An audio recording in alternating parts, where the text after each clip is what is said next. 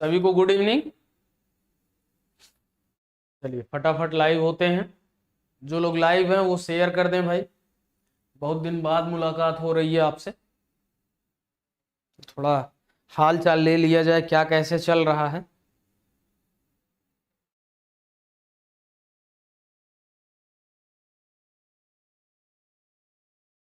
Good evening, good evening.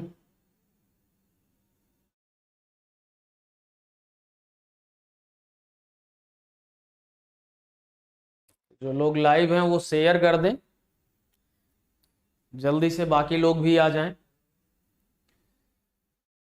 Time table सबको पता होगा।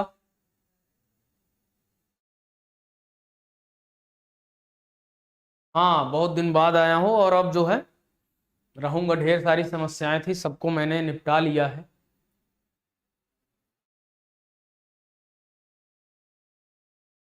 तो कैसे हैं आप लोग? हाँ, नमस्ते सभी को, दुआ सलाम सत श्री अकाल आदाब अर्जे। ठीक है, हाल चाल सब बढ़िया है। हाल चाल ले लेते हैं फिर क्लास शुरू करते हैं। आज हम लोगों को विविध प्रश्नावली की बात करनी है और उसके बाद जो है हम लोग अगले क्लास से नए चैप्टर की शुरुआत करेंगे। बहुत दिन से पेंडिंग है ये। ठीक है, एनसीईआरटी एक्सरसाइज 1.4 इसलिए नहीं बता रहा हूँ कि उसके क्वेश्चन मिसलेनियस में बता दूंगा, उसके थ्रू आप लगा लेना। क्लियर है? और जिनको समस्या होगी फिर बताना तो बता सकते हैं, 2-4 क्वेश्चन बता देंगे आपको। डेली देखो 3 दिन की क्लासेज हैं। आपको टाइम टेबल पता होगा, सबको नहीं पता है तो जान लो। ठीक है, मंडे, ट्यूसडे और वेडनेसडे, ये 3 दिन आपको विकास पर पढ़ाएंगे। ठीक है, आप लोग पढ़ भी रहे होंगे, मजा भी आ रहा होगा। और लास्ट के 3 दिन जो है, ये 3 दिन मैं पढ़ा रहा हूं। मैं समझते हो ना, मैं ठीक। तो अब से जो है अब्सेंट नहीं होना है, रोज पढ़ना है, जल्दी जल्दी पढ़ना है। क्लियर? टाइम यही है, 6 से 6 बजे से, जितनी देर क्लास चल जाए।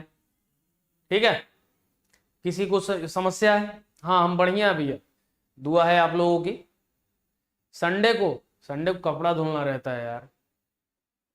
ठीक है, कपड़ा धुलना पड़ता है ना संडे को। कोशिश करूंगा।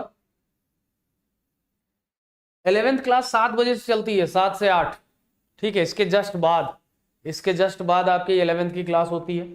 जिनको टाइम टेबल की समस्या हो कम्युनिटी पे जाएं, चैनल ओपन करो। ठीक है, उस पे ऊपर ऑप्शन मिलेगा वीडियोज प्लेलिस्ट, उसके बगल में कम्युनिटी का ऑप्शन होता है, उसमें जाओ, सारे टाइम टेबल आपको मिल जाएंगे। संडे को क्लास, चलो ठीक है, कोशिश करेंगे पढ़ा दें आप। ठीक है, वैसे कपड़ा धुलना रहता है, समझ रहे हो ना, भावनाओं को समझा करो। संडे को बहुत ढेर सारे काम पेंडिंग रहते हैं हम लोगों के भी, तुम्हें पता होगा अच्छे से। स्कूल वगैरह खुल जाता है तो सारे काम किस दिन होते हैं? संडे को होते हैं। तो वही हाल हम लोगों का, हम लोगों के स्कूल तो चल रहे हैं, मतलब पढ़ाने वाला कार्यक्रम चल रहा है। डेली कम से कम 8-8 घंटे काम करना पड़ता है, उसके बाद जो है सारी चीज़ें होती हैं। एक जनसंख्या कम है यार, मज़ा नहीं आ रहा है, बहुत दिन बाद आया हूँ एक तो। ठीक है, अच्छा बोर्ड पे लिख दे, संडे को कपड़ा धुलना रहता है, ये लिखना है। क्या लिखना है?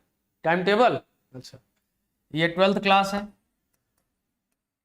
11th क्लास का टाइम टेबल जो है वो 7 बजे से है, रात को 7 PM। ठीक है, ये 11th क्लास। चलो, अभी नहीं स्टार्ट हुई, अभी तो हाल चाल ले रहे हैं आपसे, अब स्टार्ट होगी। स्टार्ट किया जाए तो चलो कुछ क्वेश्चंस की बात करते हैं मिसलेनियस में। ठीक है, चलो शुरू करते हैं, आ जाओ इधर। तो हम लोगों ने क्या कहते हैं, रिलेशन एंड फंक्शन में संबंध को सिद्ध करना सीखा कि मतलब आपका वो ट्रांजिटिव, सॉरी ट्रांजिटिव बोल रहा हूं, इक्विवेलेंट वैलेंस रिलेशन है कि नहीं। ठीक है, उसके बाद से फिर जो है हम लोगों ने बात की आगे टाइप्स की, ढेर सारे टाइप्स पढ़े, आच्छादक पढ़ा, 1-1 पढ़ा, इन सब पे क्वेश्चन भी लगे। क्लियर है? फंक्शन के टाइप की बात कर रहा हूं मैं। उसके बाद से जो है एक्सरसाइज भी लगाया। 1.4 जो है मैंने छोड़ रखा है, मैं मानता हूं, और उसको जानबूझ के छोड़ा है। उसके क्वेश्चन जो है मैं इसमें बताऊंगा आपको। ठीक है, चलो तो उम्मीद करता हूं कि पहला, दूसरा, तीसरा क्वेश्चन आप लगा लेंगे। मैं चौथे से शुरू करता हूं। ठीक है, चौथा क्वेश्चन सब लोग देखो। सिद्ध कीजिए कि f from R to x belongs to R such that -1 to -1 less than x less than 1, जहां fx equal x upon 1 plus mod x belongs to R द्वारा परिभाषित फलन एकाकी तथा आच्छादक है। बताना तो नहीं चाहिए लेकिन बता दे रहा हूं। ये डिफिनेशन दी हुई है fx की। ठीक है, और R से कहां है, यहां तक। क्लियर है, x जो है -1 से 1 के बीच में, ये जो लिखा हुआ दिख रहा है। इस क्वेश्चन को हमें क्या करना है, सॉल्व करना है। तो चलो सॉल्व करते हैं इस क्वेश्चन को, देखते हैं क्या है। तो हमें ये दिया हुआ है कि f जो है, चौथा क्वेश्चन है, f जो है R से कहां है, x belongs to R such that -1 less than x less than 1, ये दिया हुआ है। fx दे रखा है क्या, fx दे रखा है x upon 1 plus mod x, और x बिलोंग्स टू R, ये दो चीज दे रखा है, देख लो, यही तो दिया हुआ। ठीक है, तो हमें सिद्ध करना है कि एकाकी तथा आच्छादक है। तो थोड़ा सा मॉडुलस फंक्शन पे विचार कर लेते हैं और फिर विचार करते हैं इस क्वेश्चन पे। पहला नहीं बताऊंगा, ठीक है। आप सोच रहे हो पहला बताऊं, तो पहला नहीं बताऊंगा, ठीक है। आप दोबारा कमेंट भी ना करना कि पहला बताइए, ठीक। चलो आ जाओ। तो ये है, अगर हम मॉड x की बात करते हैं तो क्या होता है, मॉड x को हम डिफाइन करते हैं x और -x में। कब, जब x जो होता है वो greater than or equal to 0 होता है और x लेस देन 0 होता है, ये इसकी डिफिनेशन होती है।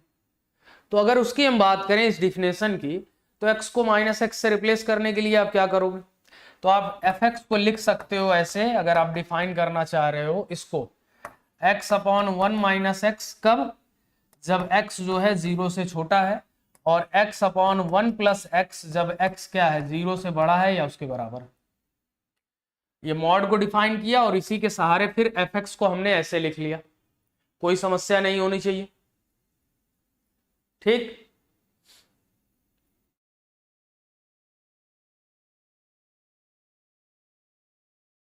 नहीं, कोई दिक्कत नहीं है। आप 11th में जो चीजें हैं 12th में उसके आगे की चीजें हैं। तो मैंने कोशिश किया है कि 11th 12th मिला के 12th में पढ़ाऊं, तो वो किया है मैंने, लेकिन आपको टाइम मिले तो आप वहां भी देख सकते हो और यहां भी देख सकते हो, ठीक है। चलो ये हो गया। अब अगर हम एकाकी की बात करें, अब ध्यान रखना, अगर x जो है 0 से छोटा है तो फंक्शन की डिफिनेशन ये है, और x जो है 0 से बड़ा है या उसके बराबर है तो फंक्शन की डिफिनेशन ये हो गई। अब किसके लिए बात करनी है, तो एकाकी के लिए हम बात कर लेते हैं। चलो एकाकी 1 1 के लिए,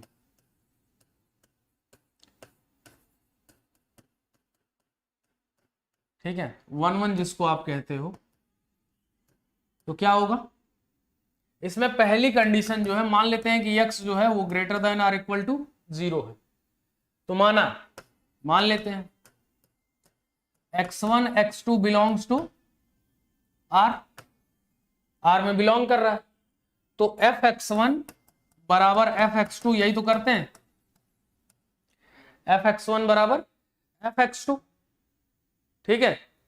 अब यहां से डिफिनेशन देखो क्या कह रही है, तो डिफिनेशन कह रही है कि जब बड़ा है तो x अपॉन 1 प्लस x जो है वो फंक्शन की डिफिनेशन है।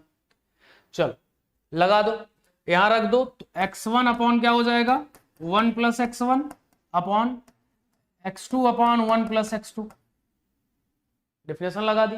सॉल्व करो इसको, तो x1 प्लस x1 x2, इधर क्या हो जाएगा, x2 प्लस x1 x2, ये हो जाएगा।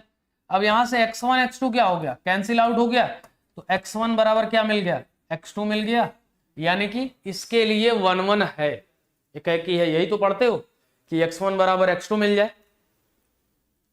चलें आगे, दूसरी कंडीशन इसकी लेते हैं, x लेस देन 0, तब x1 x2 belongs to r, मान लेते हैं, माना। तो यहां पे f(x1) बराबर f(x2), ठीक है। अब क्या होगा, वही सेम डिफिनेशन, मतलब जो हम काम करते आ रहे हैं। तो डिफिनेशन यहाँ पे नेगेटिव जब है, x लेस देन 0 है, तो x अपॉन 1 माइनस एक्स है। तो ये डिफिनेशन लगा देंगे, यहां लगा दो, तो क्या हो जाएगा, x1 अपॉन 1 माइनस x1 बराबर x2 अपॉन 1 माइनस x2। ये होगा, गुणा भाग कर लो, इसका गुणा इधर करो, तो x1 माइनस x1 x2 बराबर, इसका इंटू इधर करोगे तो x2 माइनस x1 x2। अब सेम सिंबल है तो दोनों कैंसिल आउट, x1 बराबर क्या हो गया, x2 हो गया। तो आप कह सकते हो कि इस कंडीशन में भी क्या है, 1 1 है, यानी कि फंक्शन क्या है, 1 1 है, एकाएकी है। क्लियर, बोलो भाई, किसी को प्रॉब्लम, किसी को प्रॉब्लम हो तो बता दो, इस तरह में 1 1 के लिए जल्दी बताओ। हाँ, इसके बाद इनवर्स ट्रिग्नोमेट्री पढ़ाएंगे, सब कुछ सीरियल से चलेगा जैसे जैसे है, और बहुत जल्दी पढ़ेंगे हम लोग उसको, क्योंकि बहुत ज्यादा मैं एब्सेंट रहा और मैं नहीं चाहता कि कोई मुझे कहे कि आपने ढंग से पढ़ाया नहीं, सिलेबस खत्म नहीं किया। किसी को प्रॉब्लम है, चले आगे। चलो ऑन टू की बात करते हैं, आच्छादक की बात करते हैं। हाँ बिल्कुल पढ़ाएंगे, मैट्रिक्स पढ़ाएंगे, लेकिन वो तीसरा चैप्टर है तो तीसरे नंबर पर ही पढ़ाएंगे, ध्यान रखिएगा।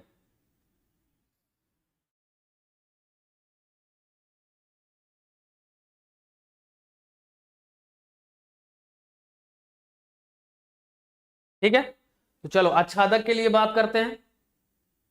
कलर चेंज कर दें, चलो ठीक, कलर चेंज कर देते हैं, आ जाओ। आच्छादक के लिए, अब ठीक है,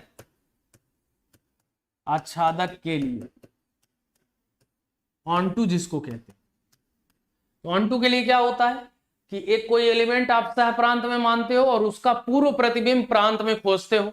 अगर ऐसा है तो हम कहते हैं कि फलन क्या है, आच्छादक है, पढ़ा है ना।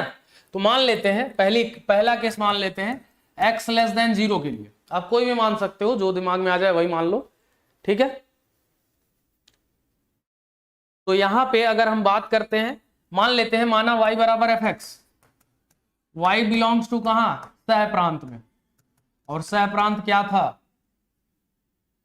सह प्रांत यानी कि x belongs to r such that क्या था, -1 टू x टू y, यहां पे बिलोंग कर रहा है, सॉरी 1, ये सह प्रांत है, यहां पे y बिलोंग कर रहा है, तो y बराबर क्या होगा, एफ एक्स होगा।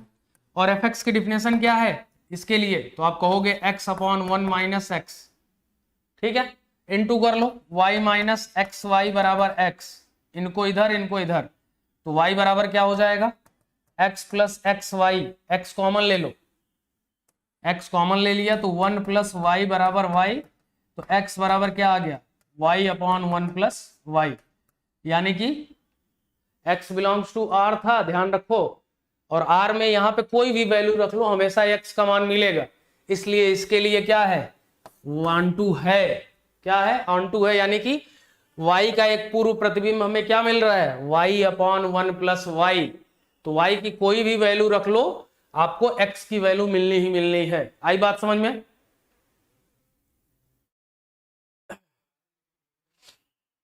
ठीक। चल इसके दूसरे वाले केस के लिए, दूसरा वाला केस क्या कहता है, x greater than r equal to 0 के लिए y बराबर f x, same condition, y बराबर x upon 1 plus x, y plus x y बराबर x, तो यहां से इसको इधर कर दो, x minus x y, x common ले लो, 1 माइनस वाई इक्वल वाई, तो x इक्वल क्या मिल गया, y अपॉन 1 माइनस वाई, और यहां भी आप y की कोई भी वैल्यू रख लो, ठीक है, आपको क्या मिलना है, x मिलना ही मिलना है, तो आप कह सकते हो कि फलन 1 1 ऑन टू दोनों है, 1 1 प्रूव कर लिया और ऑन टू प्रूव कर लिया, यानी कि 1 1 ऑन टू, यानी कि बाइजेक्टिव है, क्या है, बाइजेक्टिव है, याद रखना।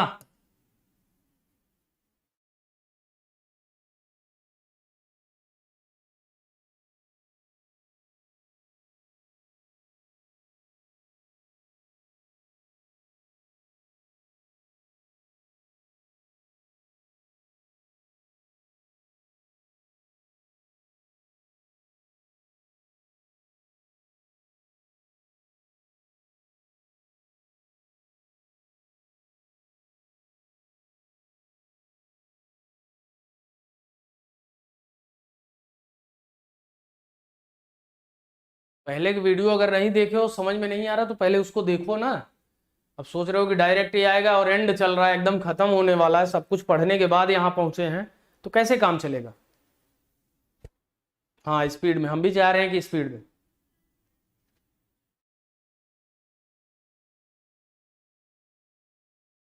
ठीक है, चलो नोट कर लो इसको,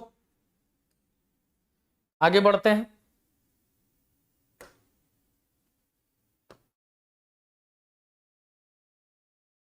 पांचवा क्वेश्चन आप खुद से लगाएंगे, ठीक है, छठवां भी लगाएंगे, सातवां भी लगाएंगे, सब आसान आसान है, नहीं बताऊंगा।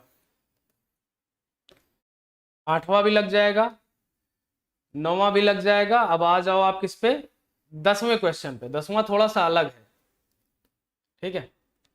10वें क्वेश्चन पे आ जाओ, क्या कहता है देखो, ध्यान से पढ़ो क्वेश्चन। पहले कह रहा है कि समुच्चय 1 2 3 डॉट डॉट n से स्वयं तक के समस्त आच्छादक फलनों की संख्या ज्ञात कीजिए।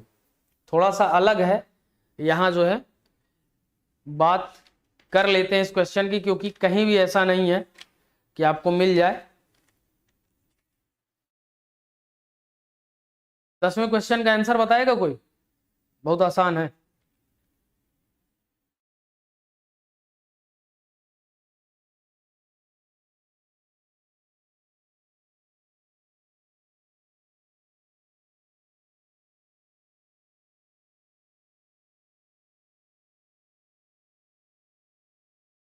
तुल्यता वर्ग इसलिए नहीं बता रहा हूं कि बता चुका हूं, खोजो उसको, ठीक है।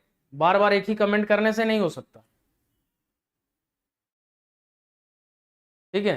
तुल्यता वर्ग इसीलिए नहीं बता रहा हूं क्योंकि उसको बता चुका हूं। जिसको नहीं पता है वो खोजे उसको, पर्टिकुलर अलग से बताया था मैंने। नहीं पता? अच्छा चलो, 10वां क्वेश्चन पढ़ लिया सबने। देखो ये देखो, मान लेते हैं कि एक कोई ये सेट है 1 2 3, ठीक है। अब इसका खुद से पहले संबंध लिख दें अगर ये, तो एक तरफ ये, एक तरफ ये, 1 2 3 1 2 3 ये लिखा हुआ है, यहां से यहां तक आच्छादक पूछ रहा है। तो आच्छादक यानी कि इधर कोई छूटे ना, आच्छादक यही तो पढ़ते हो आप, किस्सा प्रांत में कोई खाली न रहे। तो अगर हम आपसे कहें कि ये है, ये भी ये है, तो आप खुद सोच के देखो थोड़ा सा कि ये 1 जो है कितनों से जुड़ सकता है। तो 1 के पास 3 ऑप्शन है, इससे भी जुड़ सकता है, इससे भी जुड़ सकता है और इससे भी जुड़ सकता है, ठीक है। 3 से जुड़ सकता है, 1 के पास 3 ऑप्शन है। अब 2 की बारी आती है, तो 1 जो है कहीं ना कहीं एक जगह जुड़ेगा। मान लो कि ये वाला जुड़ गया, मान लेते हैं कि ये वाला क्या हो गया, जुड़ गया, ठीक। अब 2 की बारी है, तो 2 जो है इसकी जगह नहीं जुड़ सकता, क्योंकि अगर 2 यहां जुड़ गया तो फिर ये फलन नहीं रह जाएगा, ठीक है। इधर का एक इधर के एक से जुड़ेगा, इधर का एक इधर के चाहे जितने से जुड़ सकता, उससे कोई समस्या नहीं, ठीक। बात समझो, ठीक है। अब 2 जो जुड़ेगा वो केवल 2 से जुड़ेगा, उसके पास 2 ऑप्शन है केवल, क्या क्या, उसके पास जो 2 ऑप्शन है, एक तो 2 के साथ और एक 3 के साथ। आप मान लो कि 2 जो है वो 3 के साथ या 2 के साथ किसी एक के साथ जुड़ गए, यहां जुड़ गए, यानी कि इसके पास कितने ऑप्शन है, एक ऑप्शन केवल। तो 2 के पास जो है 2 ऑप्शन है और 3 के पास एक ऑप्शन है, तो कुल कितने आ गए आच्छादक फलन, 6। कितने आ गए, 6 आच्छादक फलन आ गए। बात समझ में आई? एनपीआर एनसीआर वो सारी चीजें बात की, उसके लिए बात करेंगे। अभी जो समझाना चाह रहा हूं, अगर 4 एलिमेंट होते तो क्या होता, आप देखो 1 2 3 4, 1 2 3 और 4, इसके पास कितने ऑप्शन होते, 4 ऑप्शन होते। पहले के पास 4 ऑप्शन, दूसरे के पास 3 ऑप्शन, तीसरे के पास 2 ऑप्शन और चौथे के पास 1 ऑप्शन। कितना होता, 24। कितना होता, 24। बात समझ में आ रही है? यानी कि जितने आपको एलिमेंट दिख रहे हैं उतने का फैक्टोरियल चेक करो, 4 फैक्टोरियल 3 फैक्टोरियल, चेक करके देखो। बात समझ में आ रही है? ठीक। तो अगर हम कह रहे हैं कि हमारे पास n है, 10वां क्वेश्चन, कितने हैं, n है। ये बराबर हमें क्या दे रखा है, 1 2 3 4 इस तरह से करके n दे रखा है। तो अगर इधर हम बनाते हैं और इधर बनाते हैं 2, 1 2 3 4 n, इसी तरह से 1 2 3 4 n। क्लियर है? तो पहले के पास कितने ऑप्शन है? तो आप कहोगे इसके पास n ऑप्शन है। इसके पास कितने ऑप्शन है? तो n-1 है। इसके पास कितने हैं? तो n-2 है। इसके पास कितने हैं? तो n-3 है। कितने हैं? और इसके पास कितने होंगे? 1। इसके पास कितने होंगे? 1। बात समझ में आ रही है? और सबका अगर गुणा कर देते हो तो n into n-1 into n-2 into dot 1, और सबको लिखोगे क्या? n factorial. यानी कि यहाँ आच्छादक फलनों की संख्या कितनी होगी? n factorial. बोलो, आई बात समझ में? किसी को प्रॉब्लम है? अगर हो तो बता दो। किसी को प्रॉब्लम हो तो बता दे भाई।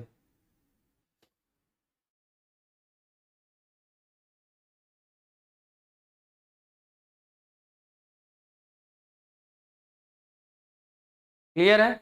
बहुत आसान है। बाकी इसका जो फार्मूला है वो थोड़ा सा कॉम्प्लिकेटेड है, उसकी चर्चा बाद में कर लेंगे।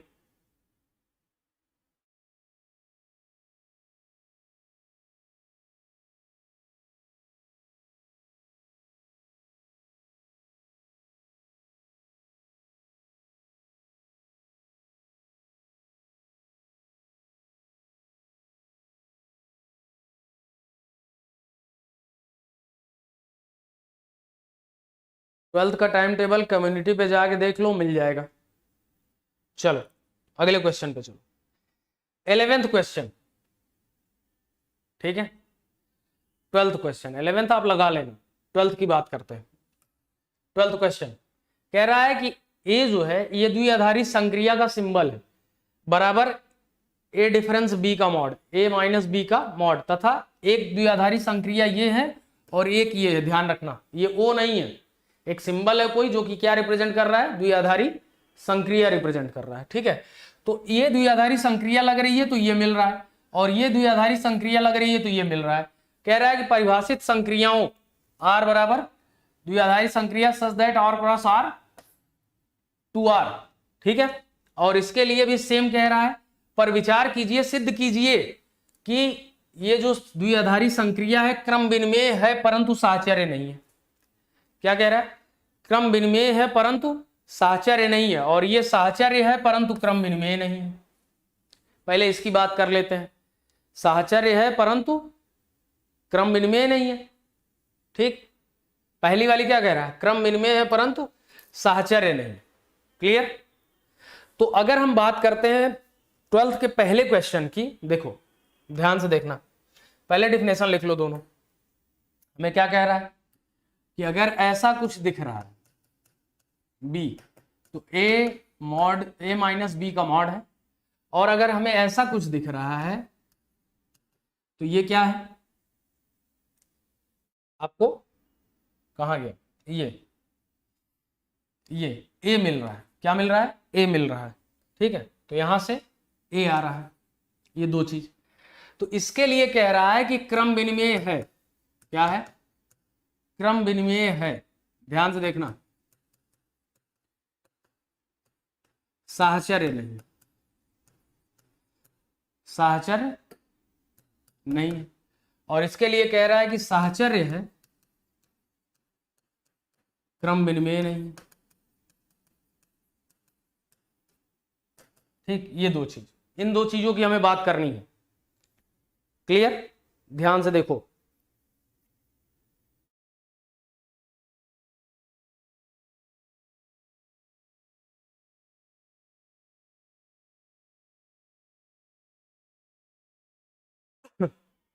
तो अगर हम बात करते हैं इसकी पहले वाले की, तो देखो क्या मिलेगा। अगर हम इसकी बात करते हैं तो हमें क्या मिल रहा है? जो पहले है उसमें से बाद वाले को घटाया है, और बाद वाले की अगर हम बात करें तो कुछ ऐसा मिलेगा, ये मिलेगा। ठीक, बताओ मिलेगा कि नहीं मिलेगा? अब यहां से अगर हम बात करते हैं इन दोनों की आप बात करो एक साथ, तो ये हमेशा पॉजिटिव आएगा और ये भी क्या आएगा, पॉजिटिव आएगा।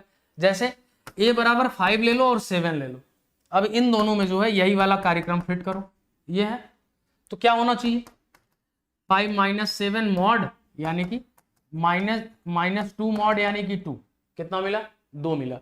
और यहाँ क्या है, 5 है, तो यहाँ 7 - 5 होना चाहिए, तो कितना होना चाहिए, मॉड 2 होना चाहिए, और ये क्या मिला, 2, दोनों बराबर आया। तो हम कह सकते हैं कि यहां से ये जो द्विआधारी संक्रिया है ये बराबर है इसके, ठीक है, यानी कि क्रम विनिमेय है, क्या है, क्रम विनिमेय है ये। बोलो, आई बात समझ में, बोलो, किसी को प्रॉब्लम है, ये जो मैंने बताया इधर का भी नहीं, इसको अभी आप दूर रखो, अभी एक क्वेश्चन केवल ये वाला, किसी को प्रॉब्लम है,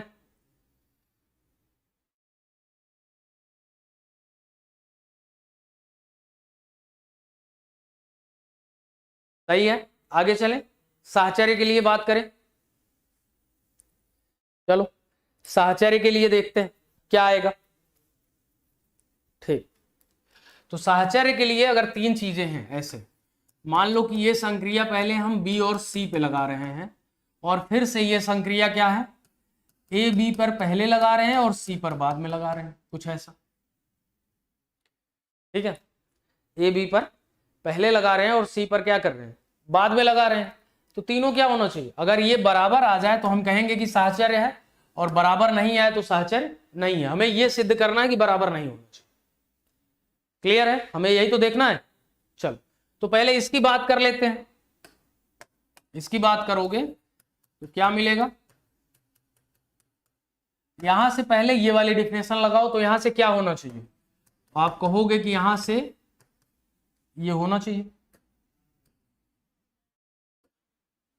ये मिलेगा भाई, इसमें यही तो डिफिनेशन लिखी हुई है, देखो ये वाली जो पहले है उसमें से बाद वाले को घटाइए और मॉड लगा दीजिए, तो देखो यहां क्या आया,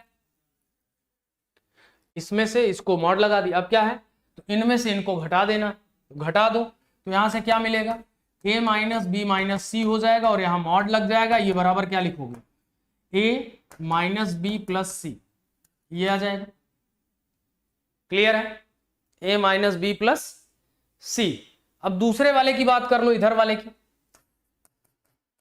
ये चीज और फिर ये चीज, तो यहां से क्या मिलेगा, पहले इसमें डिफिनेशन लगा लो, a डिफरेंस b का मॉड और फिर क्या होगा, c होगा, यहां से लगाओगे तो a डिफरेंस b - c, क्या दोनों बराबर है, तो आप कह सकते हो कि ये दोनों बराबर नहीं है, इसलिए साहचर्य नहीं है, ये आपका LHS है, ये आपका RHS है, ठीक, LHS not equal to RHS, इसलिए क्या है, साहचर्य नहीं है, एसोसिएटिव नहीं है। बोलो, किसी को कोई प्रॉब्लम है इसमें,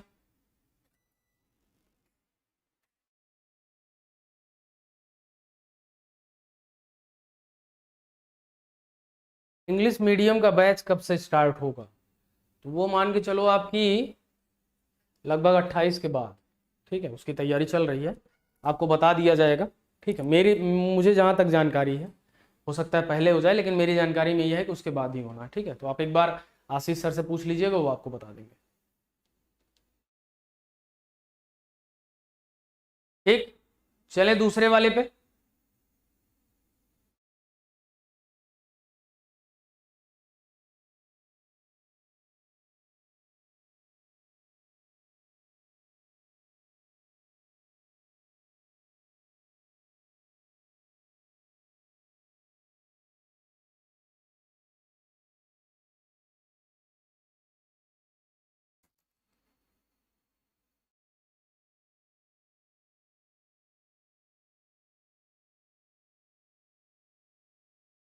चलो इसके दूसरे पोर्शन पे चलते हैं, दूसरा वाला पार्ट क्या था, ये वाला, ठीक है, तो क्रम विनिमय नहीं है, साहचर्य है, तो पहले इसकी बात कर लेते हैं, ठीक, तो हमें ये दिया हुआ है कि ये द्विआधारी संक्रिया से A मिल रहा है, तो यानी कि अगर ये बराबर ये हो जाए तो हम क्या कहेंगे, हम कहेंगे कि क्रम विनिमय है, लेकिन हमें सिद्ध करना है कि ये क्रम विनिमय नहीं है, यानी कि ये नहीं होना चाहिए। ठीक, तो आप कह सकते हो कि ये बराबर ए मिला LHS, और RHS की अगर बात करते हो सिंपल सा, तो जो पहले लिखा हुआ है वो लिखा जा रहा है, यहां से क्या मिलेगा B, और A not equal to B, यहां से आप कह सकते हो कि A नॉट इक्वल टू क्या B, तो LHS जो है नॉट इक्वल टू RHS है, इसलिए यह क्रम विनिमय नहीं है, क्रम विनिमय नहीं है, कॉम्यूटेटिव नहीं है। आई बात समझ में, कॉम्यूटेटिव नहीं है। चलो अब बात करते हैं किसकी, तो बात कर लेते हैं साहचर्य के लिए। तो साहचर्य के लिए क्या होना चाहिए, तो अगर हम ये कहें या हम ये कहें, अगर दोनों बराबर है तो क्या है, साहचर्य है। तो पहले LHS की बात कर लो, तो क्या आ जाएगा, तो यहां से आपको इसकी जगह पे क्या लिखोगे B, जो पहले है उसको लिखा जाएगा, डिफिनेशन यही कहती है, ये दिया हुआ है, ठीक है, जो पहले है उसको लिख दो आप, और यहां से फिर क्या मिलेगा, तो A मिल जाएगा। क्लियर। दूसरा वाला देखो, RHS देख लो, B है और यहां से क्या है C है, तो जो पहले है वो लिखा जाएगा, तो पहले क्या है A है और फिर क्या आएगा C आएगा, और फिर जो पहले है वो लिखा जाएगा, तो LHS और RHS क्या हो गया, बराबर हो गया। और इस तरह से आप कह सकते हो कि साहचर्य है, साहचर्य है। देख लो बहुत आसान है।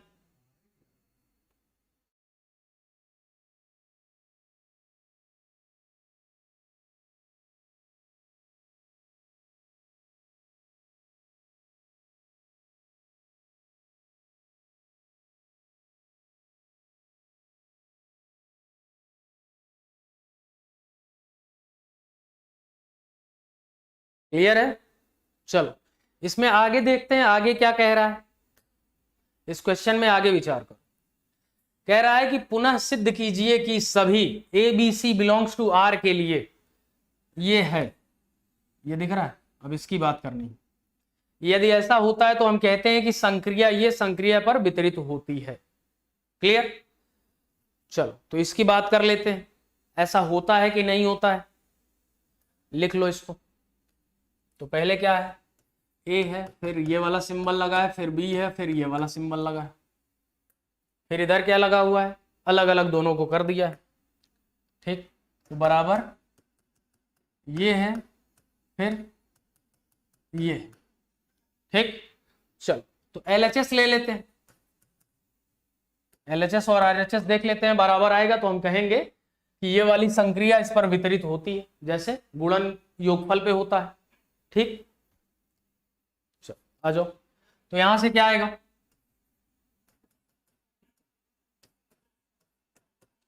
ठीक, तो पहले इनमें से कहा गया कि जो पहले है वो लिखा जाएगा, डिफिनेशन ध्यान रखना, तो यहां B लिख दिया, और इनकी डिफिनेशन में कहा गया कि जो पहले है उसमें से बाद वाले को घटा के मॉड लिख दो, ये आ गया। दूसरे वाले पे चलते हैं, RHS पे चलो, तो यहां से क्या है,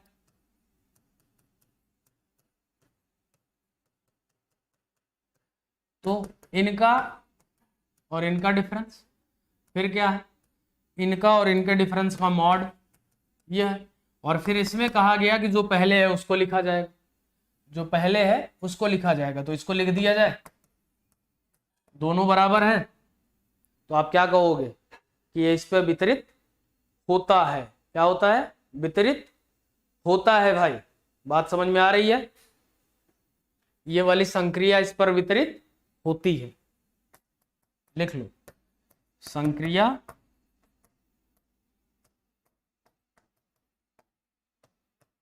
पर वितरित होती है। आई बात समझ में। चलो आगे क्वेश्चन में और कुछ बचा, क्या इस पर वितरित होती है, आगे पूछ रहा है क्या यह संक्रिया इस पर वितरित होती है। चलो एक और देख लो, इसका लास्ट पार्ट। क्यों रो रहे हो भाई, ठीक है, उम्मीद करता हूं कि ये सबको समझ में आया होगा। इसका लास्ट पार्ट यानी कि कुछ ऐसा, ठीक है। अभी तक जो था देखो, ये वाला सिंबल बाहर था, ये वाला अंदर था, अब ये बाहर हो गया, ये अंदर हो गया। चलो आ जाओ, तो यहां से क्या मिल जाएगा, आप ये लिखोगे, ये बीच में लगेगा और ये यहां पे लगेगा, ठीक। तो LHS ले लो, LHS ले लो, क्या मिलेगा, LHS ले लोगे आप तो यहां पे ये लिखा हुआ है, तो यहां से क्या मिलेगा, तो ये इनका डिफरेंस हो जाएगा मॉड में, और ये ए हो जाएगा, तो यहां से क्या मिल जाएगा, जो पहले है वो, तो यहां से ए मिल जाएगा। चलो RHS ले लो,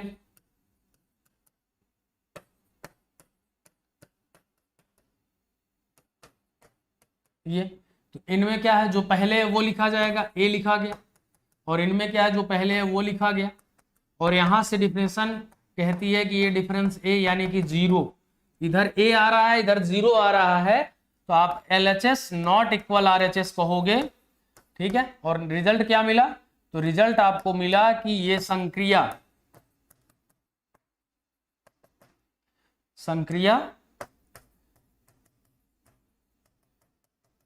संक्रिया पर वितरित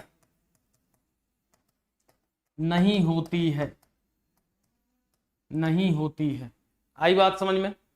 बहुत अच्छा क्वेश्चन था, इसमें 4-4 क्वेश्चन उन्होंने रखे थे, ठीक है।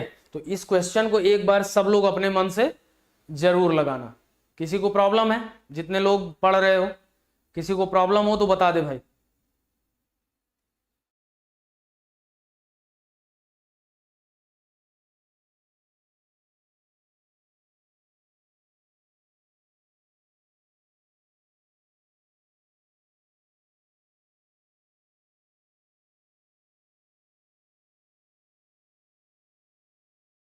ठीक है, किसी को प्रॉब्लम नहीं है, क्लियर है। LHS नहीं आया भाई, डिफिनेशन क्या कहती है, इन दोनों में जो पहले लिखा है वो लिखा जाएगा। अच्छा LHS कह रहे, इधर आ जाओ। इसकी डिफिनेशन क्या थी, इसमें से इसको घटा के मॉड लगा के लिखा जाए, तो इसमें से इसको घटाया गया, मॉड लिखा गया, और ये सिंबल लगा हुआ है। अब इसकी डिफिनेशन ये कहती थी कि जो पहले है वो लिखा जाएगा, तो इन दोनों में पहले कौन आया, ए आया, इसलिए ए लिख दिया गया। भाई डिफिनेशन यही तो थी, जो पहले है उसको लिख दिया गया, तो पहले ये है इसलिए ए लिख दिया गया, इसको छोड़ दिया हम। क्लियर। हाँ बिल्कुल कोशिश करेंगे कि 1 घंटे की क्लास हो, ठीक। आ गया समझ में।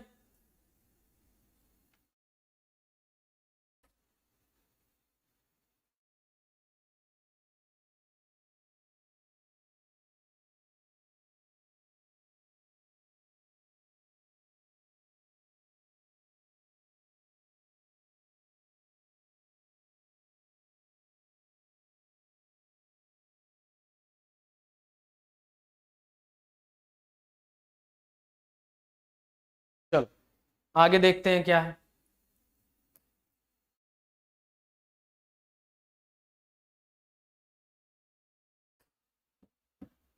क्वेश्चन नंबर 14, क्वेश्चन नंबर 14, ठीक है। तेरा आप लगा लेना, लग जाएगा, बहुत सिंपल है, बस आपको सेट की प्रॉपर्टीज पता होनी चाहिए, इसीलिए बता नहीं रहा हूं। तो क्या कह रहा है, कह रहा है कि निम्नलिखित प्रकार से समुच्चय एक द्विआधारी संक्रिया ये परिभाषित कीजिए, ये डिफिनेशन दी हुई है, ठीक है। जब a+b < 6 है तो a+b है, और a+b-6, जब a+b जो है >= 6 है। सिद्ध कीजिए कि शून्य इस संक्रिया का तत्समक है तथा प्रत्येक समुच्चय का अवयव a ≠ 0 व्युत्क्रमणीय इस प्रकार की 6 - a का प्रतिलोम है। 6 - a किसका प्रतिलोम है, a का प्रतिलोम है।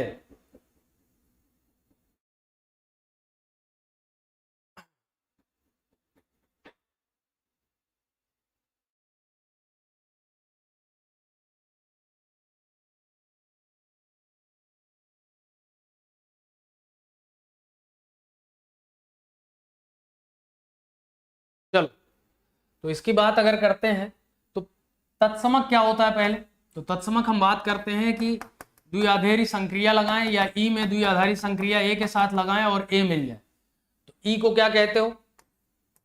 तत्समक। ई क्या कहलाता है? तत्समक कहलाता है। पढ़ा है सबने? ई क्या कहलाता है भाई? तत्समक कहलाता है।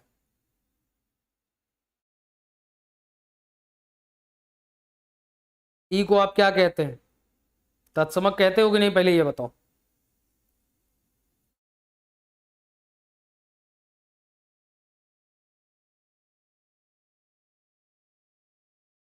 ठीक, तो अगर यहां से हम बात करें, यहां जितने एलिमेंट्स हैं आपको दिख रहा है, सब क्या है? 6 से छोटे हैं। 0 है, 1 है, 2 है, 3 है, 4 है, 5 है, 6 है। सबके लिए अगर आप बात करो, तो अगर हम बात करते हैं a प्लस बी, इसकी बात करते हैं, तो अगर a प्लस 0 करो या 0 प्लस a करो, आपको क्या मिल रहा है? a मिल रहा है। ध्यान से समझो, हमने कहा a प्लस 0 करो या 0 प्लस a करो, आपको क्या मिल रहा है? a मिल रहा है। ठीक है, सेम वही अगर हम 0 से द्विआधारी संक्रिया किसकी लगाते हैं? a की। यहां पे हमने क्या किया? a से द्विआधारी संक्रिया लगाया 0 की। अब 0 से जो है द्विआधारी संक्रिया लगा रहे हैं किसकी? a की। तो हमें क्या मिल रहा है? तो आप कहोगे 0 प्लस a या a प्लस 0, क्या मिलेगा? a मिलेगा। और कोई भी वैल्यू रख लो, क्या है? ये जितने भी दिए हुए हैं लेस देन क्या है? 6 है। लेस देन क्या है? 6 है। a जो मिलेगा वो 6 से क्या है? छोटा आएगा। रिजल्ट जो भी आएगा आप रख के देखो, 6 से क्या आएगा? छोटा आएगा। 0 प्लस 0 0 आएगा, 1 प्लस 0 1 आएगा, 2 3 इस तरह से सब में। इसलिए आप कह सकते हो कि 0 क्या है? तत्समक है। शून्य क्या है? तत्समक है। बात समझ में आई?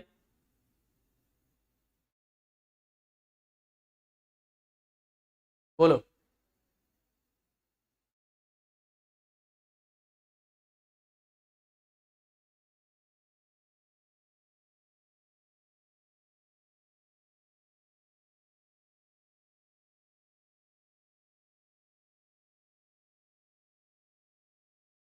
ठीक है, अब कह रहा है कि अवयव के लिए व्युत्क्रमणीय इस प्रकार की 6 माइनस ए का प्रतिलोम है। 6 माइनस ए क्या है?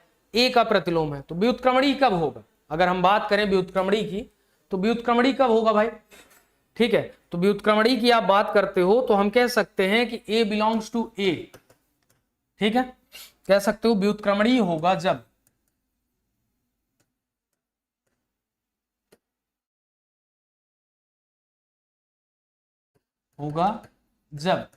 b बिलोंग्स टू ए के लिए, b बिलोंग्स टू ए के लिए क्या होना चाहिए? a और b का जो द्विआधारी संक्रिया है वो 0 होनी चाहिए, या b और a की जो द्विआधारी संक्रिया है वो भी क्या होनी चाहिए? 0 के बराबर होनी चाहिए। क्लियर है भाई? व्युत्क्रमणीय का क्या मतलब है? कि आपको तत्समक मिल जाए, द्विआधारी संक्रिया से क्या मिल जाए? तत्समक मिल जाए। क्लियर है? तो ये 0 क्या है? तत्समक है। तो आप कह सकते हो कि ये व्युत्क्रमणीय के लिए क्या होगा? b हमें फाइंड करना है। तो यहां से पहली कंडीशन a प्लस बी बराबर 0। a प्लस बी बराबर क्या? 0। इसमें द्विआधारी संक्रिया प्लस है तो क्या होना चाहिए? 0 होना चाहिए। और यहां से आप कह सकते हो कि b प्लस ए बराबर 0, ये भी मिलेगा, कुछ भी आप लिख लो। ठीक है, तो यहां से क्या मिलेगा? a बराबर माइनस बी। a बराबर क्या मिला? Minus B. एक रिजल्ट मिला। अब दूसरा रिजल्ट क्या कह रहा है? Same, a plus b minus 6 बराबर 0 होना चाहिए। बोलो भाई। या आप कह सकते हो कि b प्लस ए माइनस 6 बराबर 0, और यहां से क्या मिल जाएगा? वैल्यू रख लो बस। b बराबर क्या आएगा? 6 माइनस ए। देखो b बराबर क्या मिलेगा? 6 minus A.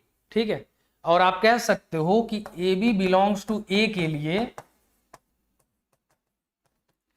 A not equal to minus B. A minus B के बराबर नहीं है, इसलिए b क्या होगा? इसलिए b बराबर आप क्या लिखोगे? 6 माइनस ए। और यहां से ये क्या है? ये दिख रहा है प्रतिलोम है, तभी तो 0 आ रहा है, व्युत्क्रमणीय जिसको आप बोलते हो। क्लियर?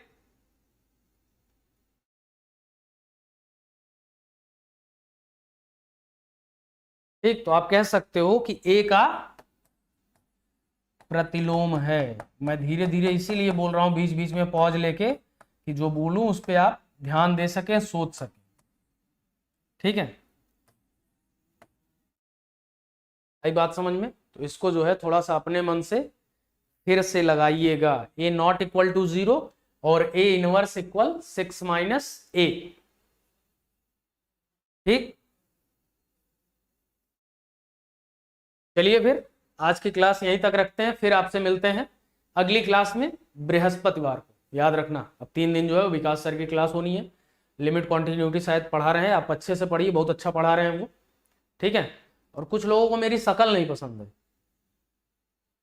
ठीक है, मैंने देखा अभी एक आध कमेंट, तो जिनको शकल नहीं पसंद है भाई बिल्कुल ना पढ़े। शकल तो बदलती रहती है यार, अभी नहीं अच्छी लग रही है, अभी फिर पुराने वाले लुक में आ जाएंगे, बाल बड़े हो जाएंगे, दाढ़ी बड़ी हो जाएगी, अच्छे दिखेंगे। ठीक है, लेकिन सब मिला के क्या है, आप पढ़िए। क्लियर? तो चलिए फिर मिलते हैं आपसे अगली क्लास में।